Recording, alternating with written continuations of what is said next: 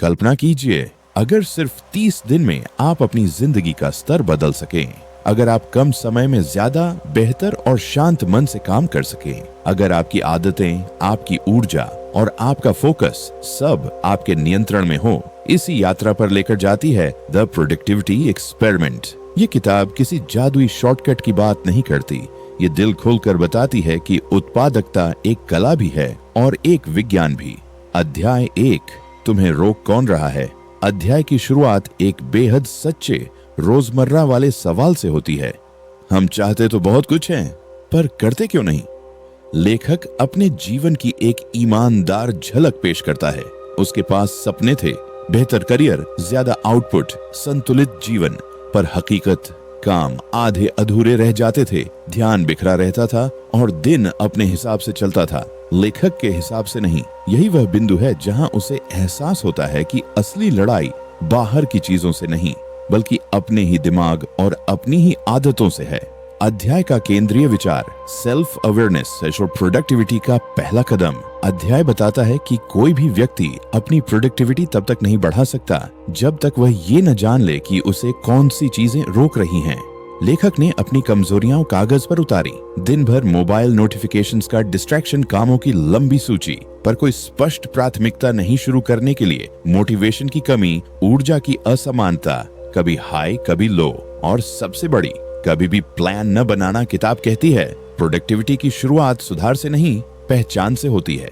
इस अध्याय में लेखक अपने रीडर्स को इनवाइट करता है कि वे भी अपनी छुपी हुई बाधाएं देखें, क्योंकि जब तक समस्या दिखेगी नहीं, उसे ठीक करना असंभव है।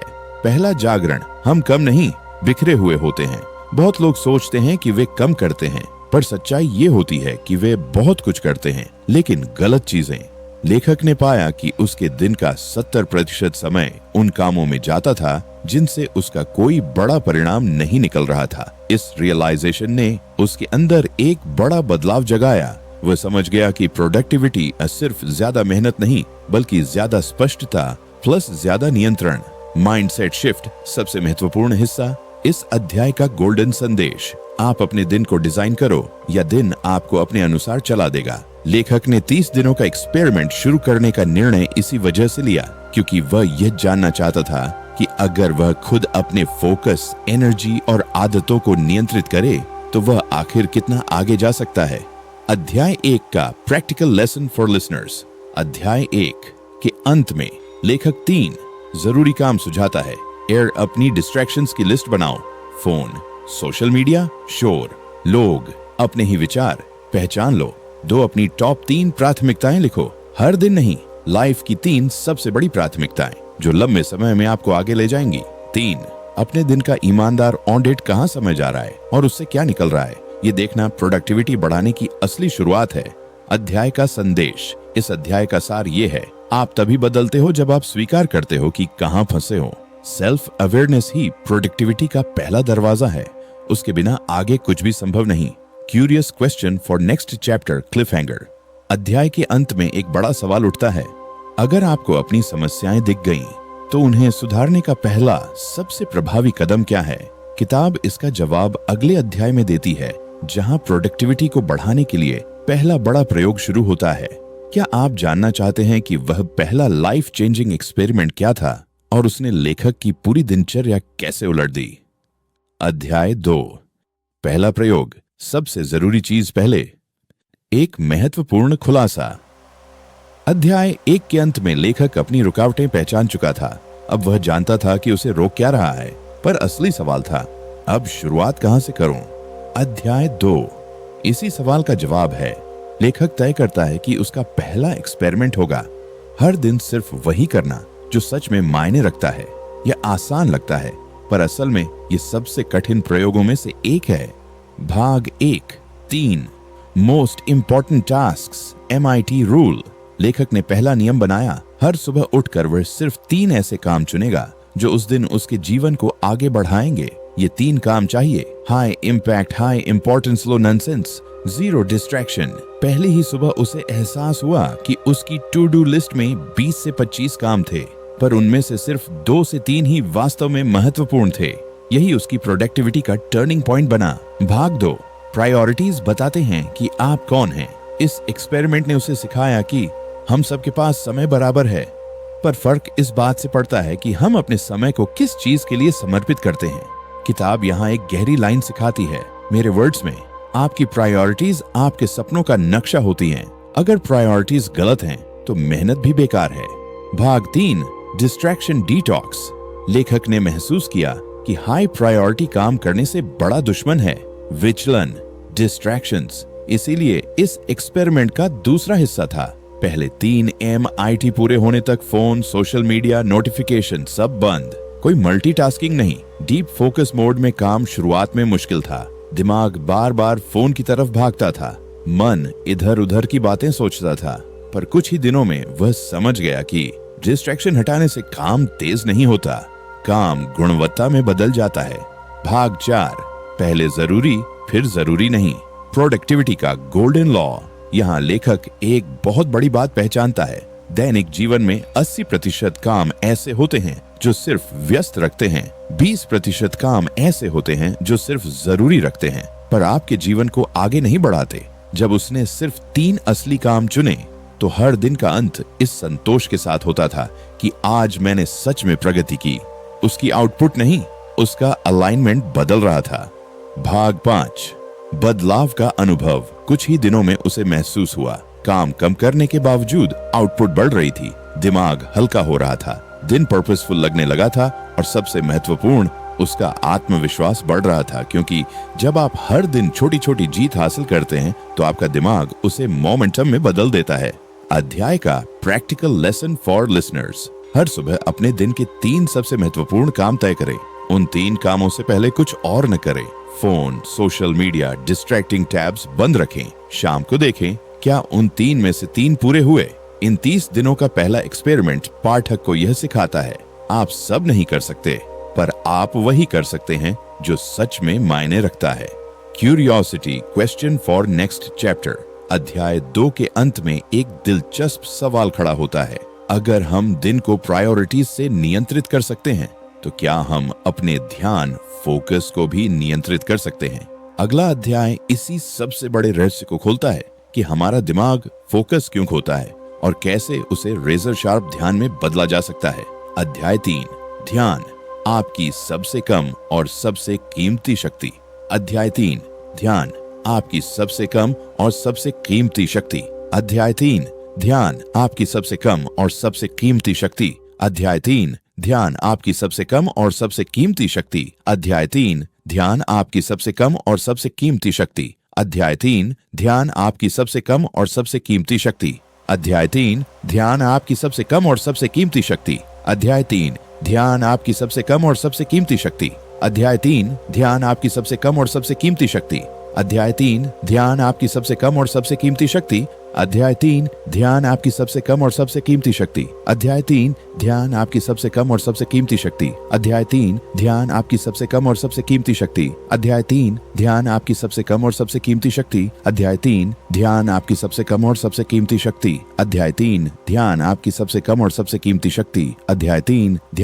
सबसे कम और सबसे कीमती शक्ति। अध्याय 3, ध्यान, आपकी सबसे कम और सबसे कीमती शक्ति। अध्याय 3, ध्यान, आपकी सबसे कम और सबसे कीमती शक्ति। अध्याय 3, ध्यान, आपकी सबसे कम और सबसे कीमती शक्ति। अध्याय 3, ध्यान, आपकी सबसे कम और सबसे कीमती शक्ति। अध्याय 3, ध्यान, आपकी सबसे कम और सबसे कीमती शक्ति। अध्याय 3, ध्यान, आपकी सबसे कम और सबसे कीमती शक्ति। अध्याय 3, ध्यान, आपकी सबसे कम और सबसे कीमती शक्ति। अध्याय 3, ध्यान, आपकी सबसे कम और सबसे कीमती शक्ति। अध्याय 3, ध्यान, आपकी सबसे कम और सबसे कीमती शक्ति। अध्याय 3, ध्यान, आपकी सबसे कम और सबसे कीमती शक्ति। अध्याय 3, ध्यान, आपकी सबसे कम और सबसे कीमती शक्ति। अध्याय 3, ध्यान, आपकी सबसे कम और सबसे कीमती शक्ति। अध्याय 3, ध्यान, आपकी सबसे कम और सबसे कीमती शक्ति। अध्याय 3, ध्यान, आपकी सबसे कम और सबसे कीमती शक्ति। अध्याय 3, ध्यान, आपकी सबसे कम और सबसे कीमती शक्ति। अध्याय 3, ध्यान, आपकी सबसे कम और सबसे कीमती शक्ति। अध्याय 3, ध्यान, आपकी सबसे कम और सबसे कीमती शक्ति। अध्याय 3, ध्यान, आपकी सबसे कम और सबसे कीमती शक्ति। अध्याय 3, ध्यान आपकी सबसे कम और सबसे कीमती शक्ति। अध्याय 3, ध्यान आपकी सबसे कम और सबसे कीमती शक्ति। अध्याय 3, ध्यान आपकी सबसे कम और सबसे कीमती शक्ति। अध्याय 3, ध्यान आपकी सबसे कम और सबसे कीमती शक्ति। अध्याय 3, ध्यान आपकी सबसे कम और सबसे कीमती शक्ति। अध्याय 3, ध्यान आपकी सबसे कम और सबसे कीमती शक्ति। अध्याय 3, ध्यान आपकी सबसे कम और सबसे कीमती शक्ति। अध्याय 3, ध्यान आपकी सबसे कम और सबसे कीमती शक्ति। अध्याय 3, ध्यान आपकी सबसे कम और सबसे कीमती शक्ति। अध्याय 3, ध्यान आपकी सबसे कम और सबसे कीमती शक्ति। अध्याय 3, ध्यान आपकी सबसे कम और सबसे कीमती शक्ति। अध्याय 3, ध्यान आपकी सबसे कम और सबसे कीमती शक्ति। अध्याय 3, ध्यान आपकी सबसे कम और सबसे कीमती शक्ति। अध्याय 3, ध्यान आपकी सबसे कम और सबसे कीमती शक्ति। अध्याय 3, ध्यान आपकी सबसे कम और सबसे कीमती शक्ति। अध्याय 3, ध्यान आपकी सबसे कम और सबसे कीमती शक्ति। अध्याय 3, ध्यान आपकी सबसे कम और सबसे कीमती शक्ति। अध्याय 3, ध्यान आपकी सबसे कम और सबसे कीमती शक्ति। अध्याय 3, ध्यान आपकी सबसे कम और सबसे कीमती शक्ति। अध्याय 3, ध्यान आपकी सबसे कम और सबसे कीमती शक्ति। अध्याय 3, ध्यान आपकी सबसे कम और सबसे कीमती शक्ति। अध्याय 3, ध्यान आपकी सबसे कम और सबसे कीमती शक्ति। अध्याय 3, ध्यान आपकी सबसे कम और सबसे कीमती शक्ति। अध्याय 3, ध्यान आपकी सबसे कम और सबसे कीमती शक्ति की शुरुआत एक कड़वी सच्चाई। लेखक अध्याय की शुरुआत एक चुभती हुई बात से करता है। हमारे पास समय की नहीं, ध्यान की कमी होती है। ये वाक्य सुनते ही ऐसा लगता है जैसे किसी ने हमारी रोजमर्रा की समस्या की जड़ पर उंगली रख दी हो, क्योंकि सच्चाई यही है। हम घंटों बैठे रहते हैं पर काम कुछ मिनट ही होता है। हम शुरू करते हैं एक काम और पहुंच जाते हैं मोबाइल, चैट, यूट्यूब या किसी रैंडम थॉट में। लेखक ये समझना चाहता था कि फोकस टूटता क्यों है और क्या इसे वैज्ञानिक तरीके से ट्रेन किया जा सकता है।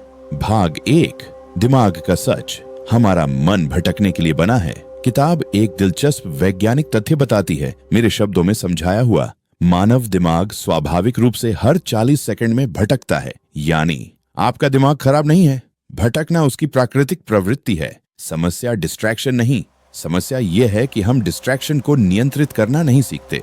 इस अध्याय में लेखक पहली बार यह स्वीकार करता है कि फोकस एक टैलेंट नहीं बल्कि मसल है और मसल की तरह इसे ट्रेन किया जा सकता है। भाग 2, पहला फोकस एक्सपेरिमेंट, सिंगल टास्किंग का नियम। लेखक ने तय किया कि वह मल्टीटास्किंग छोड़कर एक प्रयोग करेगा। एक समय पर केवल एक ही काम 25 से 30 मिनट तक, एक अनइंटरप्टेड सेशन। बीच में कोई स्क्रीन, कोई कॉल, कोई टैब स्विच नहीं। पहले दिन ही उसे महसूस हुआ कि मल्टीटास्किंग ने उसे कितना नुकसान पहुंचाया था। When he stopped multitasking, उसके दिमाग में शांति थी, काम की स्पीड बढ़ गई, क्रिएटिविटी खुलने लगी और सरप्राइजिंगली उसे मजा आने लगा। सिंगल टास्किंग ने उसकी एफिशिएंसी को 2 गुना कर दिया। भाग 3, द डिस्ट्रैक्शन ट्रैप। क्यों हम फोकस नहीं रख पाते? इस हिस्से में लेखक एक शॉकिंग पॉइंट बताता है। डिस्ट्रैक्शंस आपके बाहर से कम, आपके अंदर से ज्यादा आती है। मतलब फोन एक डिस्ट्रैक्शन है, पर नोटिफिकेशन आने से पहले ही दिमाग बोर्डम ढूंढने लगता है। हम खुद ही डिस्ट्रैक्शन क्रिएट करते हैं क्योंकि हमें तुरंत रिवॉर्ड चाहिए, हमें कठिन काम से बचना है। हमारा दिमाग नॉवेल्टी का एडिक्ट है, हमारा माइंड रेस्टलेस है। ये रियलाइजेशन पावरफुल था। फोकस एक्सटर्नल बैटल नहीं, इंटरनल बैटल है। भाग 4, फोकस डीपनिंग टेक्निक, उपस्थित रहने की कला। इस अध्याय में लेखक एक सिंपल पर लाइफ चेंजिंग रूल अपनाता है, जो कर रहे हो उसी में रहो। जब भी दिमाग भटकने लगता, वह एक छोटी डीप ब्रीथ लेता, खुद से कहता वापस काम पर आओ और फिर टास्क पर लौटता। ये छोटी सी टेक्निक ने उसकी अवेयरनेस और कंट्रोल को बढ़ा दिया। कुछ ही दिनों में उसने महसूस किया, mind calmer, focus longer, frustration lower, output higher. क्योंकि जब आप प्रेजेंट होते हैं, काम एफर्टलेसली बहने लगता है। भाग 5, द फोकस फनल, प्राथमिकता, सस, गहराई और परिणाम। अध्याय सिखाता है आपका फोकस तब सबसे मजबूत होता है जब आपका लक्ष्य सबसे स्पष्ट होता है। Focus equals purpose plus attention. लेखक ने यह फॉर्मूला अपनाया। काम शुरू करने से पहले 10 सेकंड, मैं ये क्यों कर रहा हूँ? एक क्लियर पर्पस, स्ट्रॉन्ग फोकस, वेग पर्पस, स्कैटर्ड माइंड। ये छोटा सा रिचुअल उसके हर टास्क को मीनिंगफुल बना देता है। अध्याय 3 का practical lesson for listeners, multitasking बंद करें, सिंगल टास्किंग अपनाएं, शॉर्ट डीप वर्क सेशंस करें, इंटरनल डिस्ट्रैक्शंस को पहचानें, दिमाग भटके तो जेंटली वापस लाएं, काम शुरू करने से पहले पर्पस पूछें। इस अध्याय का मैसेज क्रिस्टल क्लियर है, फोकस एक हैबिट है। हर बार डिस्ट्रैक्शन को हराने पर आप स्ट्रॉन्गर बनते हो। Curiosity question for next chapter, Cliff hanger. अब एक बड़ा सवाल उठता है, अगर फोकस एक मसल है तो उस मसल को दिन भर स्ट्रॉन्ग कैसे रखें जब हमारी ऊर्जा, एनर्जी हमेशा बदलती रहती है? क्योंकि अगर एनर्जी लो हो जाए तो सबसे अच्छा फोकस भी टूट जाता है।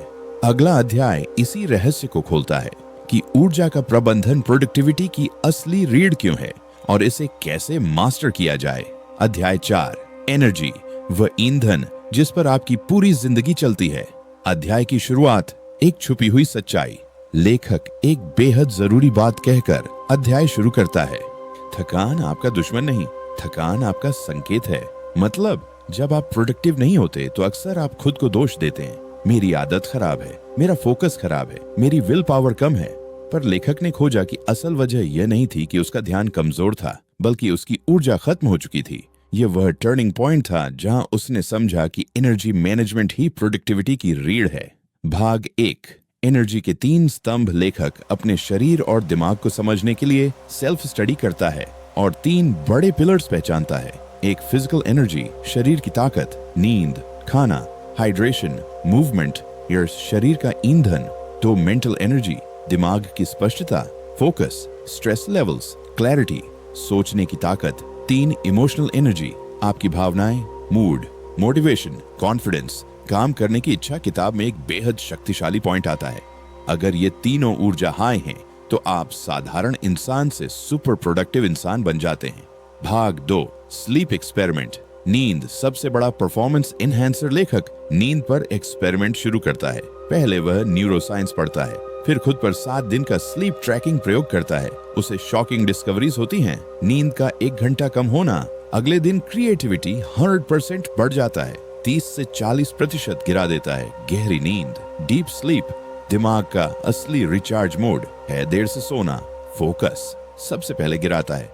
लेखक यह सीखता है, प्रोडक्टिव दिन रात से शुरू होता है। वह अपनी स्लीप हाइजीन सुधारता है।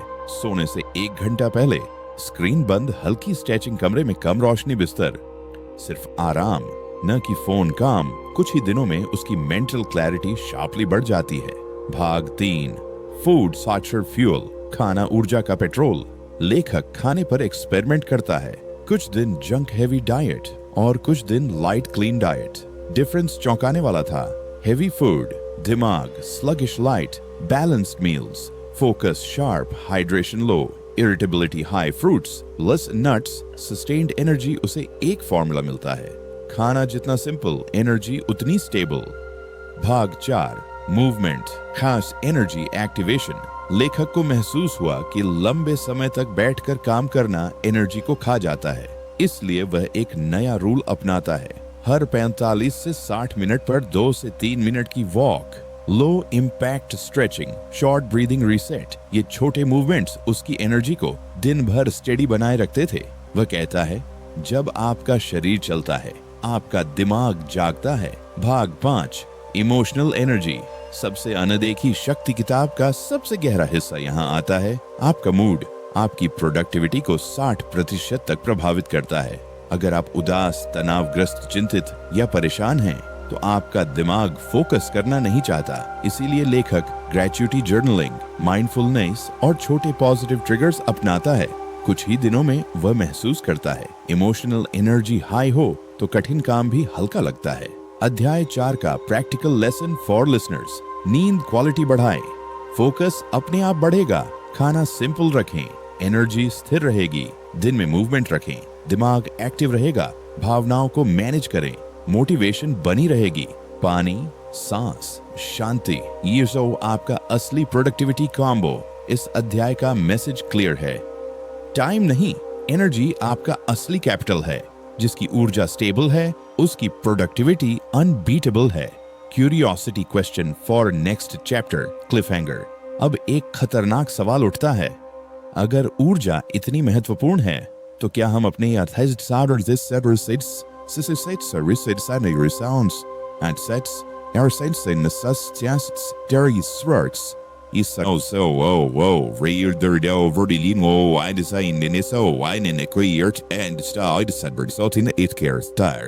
And state first and to read in the sand, just na there cursor thing was there in the cities or sensitive donorish isn't errors and stone there indeed stone there said no now in the east chain अनस्टैच्ड पूरे दिन को ऐसा design कर सकते हैं कि energy plus focus plus priority सब एक साथ मिलकर काम करें। अगला अध्याय यही रहस्य खोलता है जहां लेखक सीखता है कि प्लान किए हुए दिन और बिना प्लान वाले दिन में आसमान जमीन का फर्क क्यों होता है। अध्याय 5 झूठ की जगह सच की आवाज कैसे जगाए। Audio book style deep engaging and high retention. धीरे धीरे बैकग्राउंड में एक तनाव भरी धड़कन सी आवाज गूंजती है। नैरेटर बोलना शुरू करता है, आपका मन आपके खिलाफ भी काम कर सकता है और आपके लिए भी। फर्क सिर्फ इतना है आप उसे कौन सी आवाज सुनाते हैं। अध्याय 5 की शुरुआत होती है एक ऐसे सच से जिसे ज्यादातर लोग पूरी जिंदगी नहीं समझ पाते। मन को झूठ से नहीं सच से हराया जाता है। क्रेग बताते हैं कि हमारा मन अक्सर 3 तरह के झूठ बोलता है। यस, तुम नहीं कर सकते, ये झूठ आपको डर में रखता है। 2, तुम बदल नहीं सकते, ये झूठ आपको रुकने पर मजबूर करता है। 3, तुम्हारी कीमत नहीं है, ये झूठ आपको अंदर से तोड़ देता है। लेकिन असल खेल ये है, दिमाग झूठ को भी सच मानता है अगर उसे बार बार सुनाया जाए।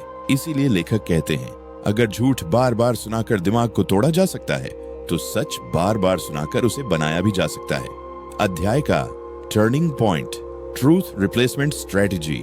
क्रेग एक बेहद शक्तिशाली अभ्यास बताते हैं जिसे वह कहते हैं replace the lie with the right truth. इसका मतलब हर बार जब झूठा विचार दिमाग में उठे उसे उसी वक्त पकड़ो और उसकी जगह सच का सीड लगा दो। उदाहरण, झूठ मैं बदल नहीं सकता, सच बदलना कठिन है, असंभव नहीं। झूठ मैं पर्याप्त नहीं हूँ, सच मेरी क्षमता हर दिन बढ़ रही है। झूठ ये मेरे बस की बात नहीं, सच मैं सीख सकता हूँ, बढ़ सकता हूँ और कर सकता हूँ।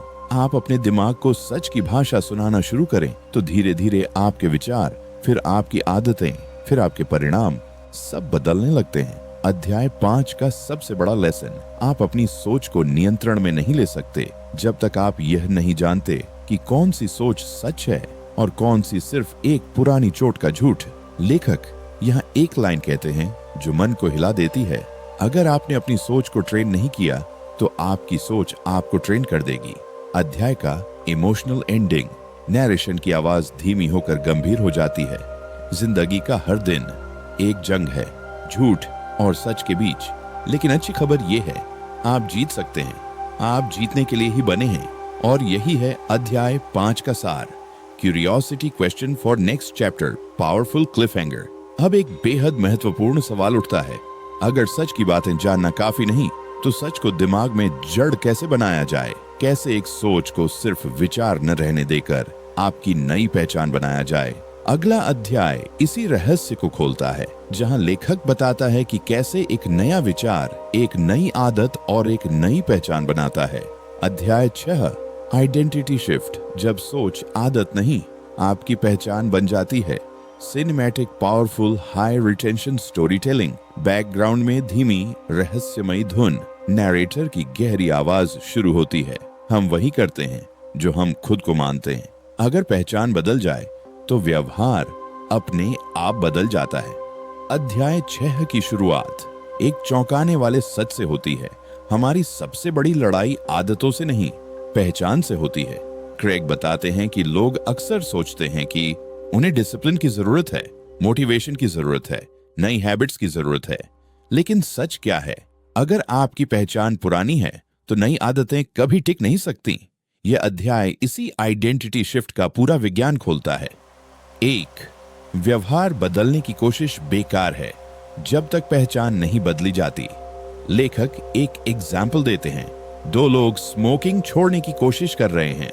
दोनों से कोई पूछता है, सिगरेट लोगे? पहला व्यक्ति कहता है, नहीं, मैं छोड़ने की कोशिश कर रहा हूँ। दूसरा कहता है, नहीं, मैं स्मोकर नहीं हूँ। ध्यान दीजिए, पहले व्यक्ति की पहचान अभी भी स्मोकर है, दूसरा अपनी पहचान बदल चुका है। पहले की आदत टूटेगी नहीं, दूसरे की टूट चुकी है। पहचान आदत। 2, नई पहचान बनाने का पहला कदम, अपने बारे में सच बोलना शुरू करो। क्रेग कहते हैं, आप अपने बारे में जो कहते हैं वही आपकी नई पहचान बन जाती है। अगर आप रोज कहें, मैं वीक हूँ, मैं डिसिप्लिन नहीं हूँ, मैं कभी नहीं बदलूंगा, तो आपका दिमाग इस पहचान को लॉक कर देगा।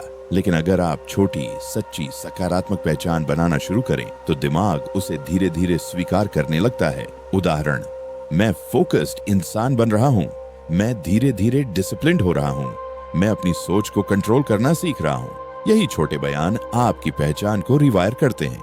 3. आइडेंटिटी लूप, दिमाग का चक्र जो आपकी किस्मत तय करता है। क्रेग बताते हैं कि मन 3 स्टेप में काम करता है। स्टेप 1, आइडेंटिटी, आप खुद को क्या मानते हैं। स्टेप 2, बिलीफ्स, फिर आपकी सोच उसी पहचान के हिसाब से फिल्टर होती है। स्टेप 3, बिहेवियर्स, और फिर आपका व्यवहार आपकी पहचान को और मजबूत कर देता है। अगर पहचान बदली नहीं तो व्यवहार भी नहीं बदलेगा, लेकिन अगर पहचान बदल गई तो व्यवहार बदलना आसान हो जाता है। अध्याय 6 का सबसे बड़ा लेसन, आदतें अस्थायी होती हैं, पहचान स्थायी होती है। आप अपनी आइडेंटिटी बदलकर हर सोच, हर डर, हर बाधा को मात दे सकते हैं। आपका कल आपकी आज की पहचान से बनता है। अगर आप सच में बदलना चाहते हैं तो नई शुरुआत एक नए विचार से नहीं, एक नई पहचान से होती है। Curiosity question for next chapter, high impact cliffhanger. अब सबसे खतरनाक सवाल सामने खड़ा है। अगर पहचान बदलना इतना शक्तिशाली है तो क्या ऐसी कोई तकनीक है जिससे हम अपने दिमाग में नई पहचान को स्थायी रूप से प्रोग्राम कर सकें? अगला अध्याय इसी रहस्य को खोलता है, जहां लेखक पहली बार दिखाता है कि नई आइडेंटिटी को दिमाग में गहराई तक कैसे इंस्टॉल किया जाता है ताकि आपकी पुरानी सोच कभी वापस ना आए। जिंदगी की हर लड़ाई हमारे मन में शुरू होती है और जीत भी यहीं से लिखी जाती है। आज आपने सिर्फ एक अध्याय नहीं सुना, आपने अपने भीतर एक नया दरवाजा खोला है, एक दरवाजा जो आपको वहां ले जाएगा जहां आपने हमेशा जाना चाहा था, लेकिन डर, झूठ और पुरानी सोच आपको रोकती रही। अब समय है एक ऐसा कदम उठाने का जिससे आप खुद को दोबारा बना सकें, नई सोच के साथ, नई पहचान के साथ, नई दिशा के साथ। याद रखिए, मन बदले तो सोच बदलती है, सोच बदले तो आदतें बदलती हैं, आदतें बदलें तो पूरी जिंदगी बदल जाती है। अगर आज की बातें आपके दिल तक पहुंची हैं तो अगले अध्यायों में आपका इंतजार कर रहा है और भी गहराई, और भी ताकत, और वो रहस्य जो आपकी सोच को रीप्रोग्राम कर देंगे। तो रुके मत, यही वो मोड़ है जहां हारने वाले थक कर रुक जाते हैं और जीतने वाले एक कदम और बढ़ा देते हैं। मैं आपको अगले अध्याय में मिलूंगा जहां हम मन की जंग को और भी गहराई से जीतना सीखेंगे।